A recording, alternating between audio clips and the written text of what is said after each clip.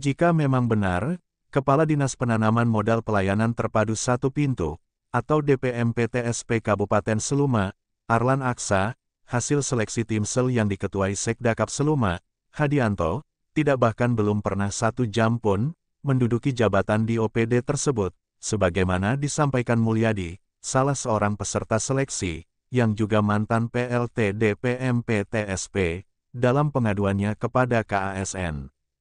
Pelantikan Arlan Aksa oleh Bupati Seluma, Erwin Oktavian, yang oleh para ASN di lingkungan Pemkab Seluma, disebut sebagai pamannya Bupati, 28 April 2023, jelas melanggar pasal 107, ayat 1, huruf C, angka 3, Peraturan Pemerintah, atau PP Nomor 17, 2020, tentang perubahan atas PP Nomor 11, 2017, tentang manajemen pegawai negeri sipil.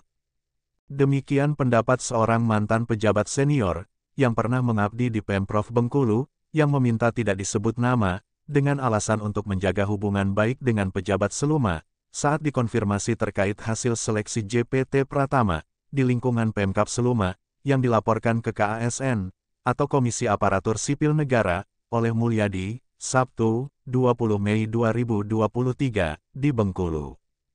Menjawab pertanyaan, terlepas apakah Arlan Aksa adalah paman Bupati Seluma, Erwin Oktavian, atau bukan. Siapa yang bertanggung jawab atas pelanggaran tersebut? Apakah Bupati yang melantik, atau Timsel yang diketuai Sekdakap Seluma, Hadianto, yang meluluskan Arlan Aksa dalam seleksi? Menurutnya, tentu saja Timsel, karena secara logika, tidak mungkin Bupati Seluma, Erwin Oktavian, melantik JPT Pratama, yang tidak lulus seleksi. Disinggung pernyataan Hadianto, dalam kapasitas sebagai Ketua Timsel, bahwa jika sudah menduduki jabatan selama 2 tahun, dan pangkatnya sudah 4A, berhak mengikuti seleksi JPT. Tidak ada aturan yang menyebutkan, kalau harus duduk dulu di OPD yang dilamar, selama 2 tahun, kata Hadianto, sebagaimana dikutip media Garuda Daily, edisi Rabu, 3 Mei 2023.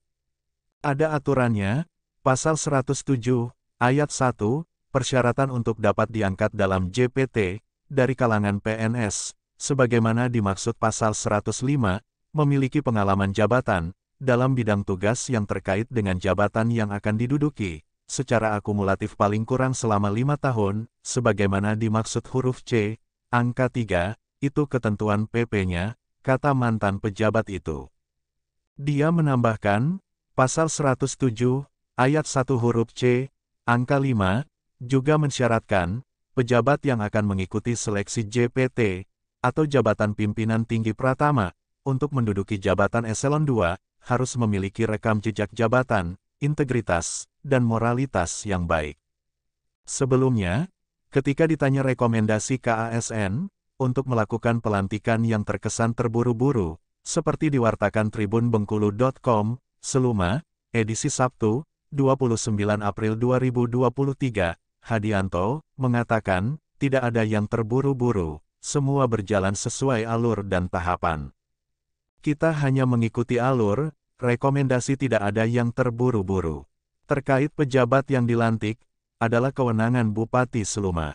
Timsel hanya menyerahkan 3 nama, yang dinyatakan layak, untuk menduduki jabatan yang diseleksi. Selanjutnya, hak prerogatif Bupati untuk menentukan peserta yang dilantik, itu adalah hak prerogatif Bupati untuk memutuskan. Kami hanya memberikan rekomendasi, kata Hadianto, juga sebagaimana dikutip tribunbengkulu.com, Seluma. Terpisah, Ketua Markas Daerah, atau Kamada Ormas Laskar Merah Putih Provinsi Bengkulu, Khairuddin MDK, yang juga produser eksekutif Bintang TV, ketika diminta tanggapan terkait hak prerogatif Bupati, berpendapat, kepala daerah baik gubernur, bupati, maupun wali kota, sepertinya tidak memiliki hak prerogatif, yang sama dengan hak prerogatif presiden, sebagai kepala negara, dalam fungsinya selaku can do no wrong, atau terbebas dari kesalahan.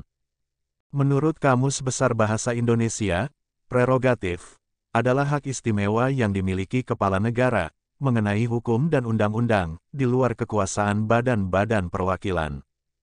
Hak prerogatif juga diartikan sebagai kekuasaan yang dimiliki presiden, sebagai kepala negara, yang tidak boleh mendapat campur tangan lembaga lain. Mengatasnamakan hak prerogatif dan otonomi daerah, jika mendapat perlawanan hukum masyarakat, termasuk dari ASN, apabila di lembaga peradilan, secara hukum dimenangkan masyarakat, termasuk oleh ASN, akan mempermalukan diri sendiri, ujar Khairuddin MDK. Berita terbaru, Senin, 22 Mei 2023, kembali dilantik dua pejabat eselon 2, hasil seleksi Timsel JPT Pratama, sebagai Kepala Dinas Pendidikan dan Kebudayaan, serta Kepala Dinas Ketahanan Pangan. Hebatnya, kedua pejabat eselon 2 yang dilantik, berdasarkan pengumuman Timsel, berada pada peringkat 3, melangkahi peringkat 2 dan 1, dari 3 peserta yang dinyatakan lulus. Dari Studio Bintang TV Bengkulu, Anugrah Halilintar dan Edi Santoso melaporkan.